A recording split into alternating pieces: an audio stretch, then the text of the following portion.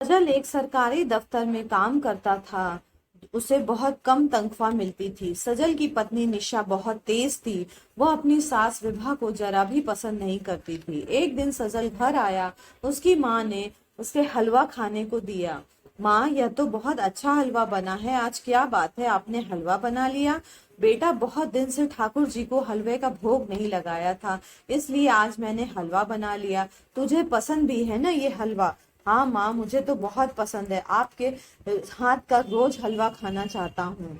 तभी निशा वहां आ जाती है। माँ जी, आपको पता है देसी घी कितना महंगा है, और आप हलवा बनाकर दावत कर रही हैं। पूरे महीने हम कैसे खर्च चलाते हैं ये आपको पता है।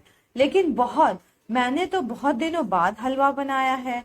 कोई बात नहीं निशा, कभी कभी तो हलवा भी चाहिए ना। और फिर प्रसाद है, तुम भी खा लो।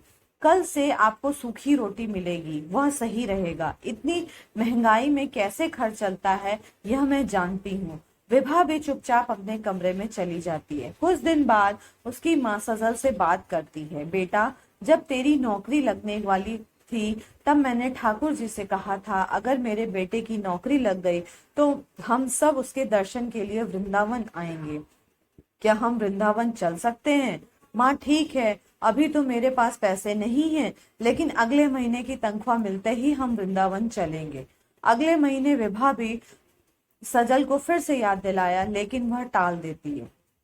तीसरे महीने विभा सजल से फिर बात करती है।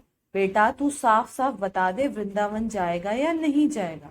माँ जी, आपको दिखाई नहीं देता हमारे पास पैसे नहीं है, हम कहाँ से वृंदावन चलेंगे?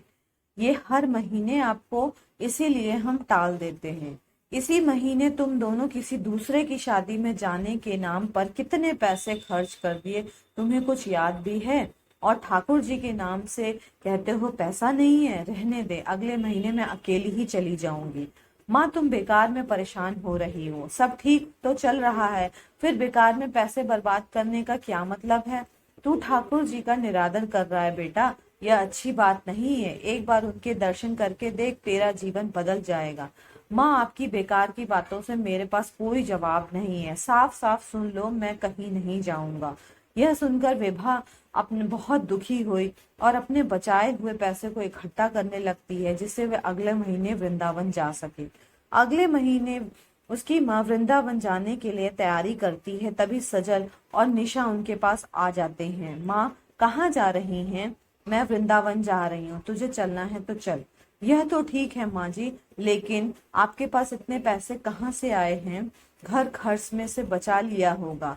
बहू, तू मुझ पर चोरी का इल्जाम लगा रही है। यह पैसे मेरे पति की कमाई के हैं, उनके समय में बचाए थे। विभा भी दुखी होकर वहां से चली जाती है और वृंदावन में ठाकुर जी के दर्शन करने के बाद वहां एक आश्रम में रहने लगती है। उसका मन अब उस घर में जाने का नहीं था जहां उन पर चोरी का इल्जाम लगाया गया था। एक दिन सजल और निशा उनसे ढूंढते हुए आते हैं। अब तुम दोनों यहाँ क्या लेने आए हो? मैंने तुम्हारे घर से कुछ नहीं चुराया है।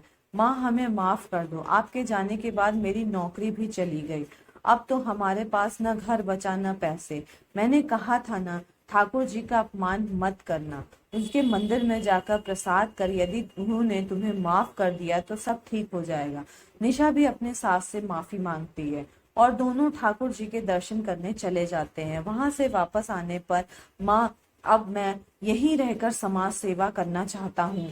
हाँ माँ जी, मैं भी अपने किए हुए पर बहुत शर्मिंदा हूँ। इसका प्रायश्चित करने के लिए मैं भी यहीं रहना चाहता हूँ। उस दिन से वे दोनों उसी आश्रम में बुजुर्गों की सेवा करने लगे। इस कहानी से हमें यह शिक्षा मिलती है दोस्तों, हमें अपने माता पिता का कभी भी दिल नहीं दुखाना चाहिए। अगर अपने माता पिता का कभी भी दिल दुखाया है, या आपने देखा होगा कि किसी दूसरे ने दुखाया है, तो वह अपने जीवन में कभी सुखी नहीं रहता है। तो दोस्तों, कैसी लगी कहानी हमें कमेंट करके जरूर बताइएगा। चैनल को सब्सक्राइब जरूर करिएगा, लाइक करिएगा, शेयर करिएगा, और हाँ, अपना प्यार यूं ही हमें देते रहिएगा दोस्तों। माता पिता माता पिता से बढ़कर जीवन में कोई नहीं होता है दोस्तों। अगर आपने उनकी सेवा कर ली, उनका मान कर लिया, तो आपको जीवन में कभी कोई कठिनाई नहीं आएगी। दोस्तों, ये आप बात एक बार मान के देखिए। फिर देखिए आपका जीवन कैसे बदल जाता है। थैंक यू दोस्तों, बाय बाय।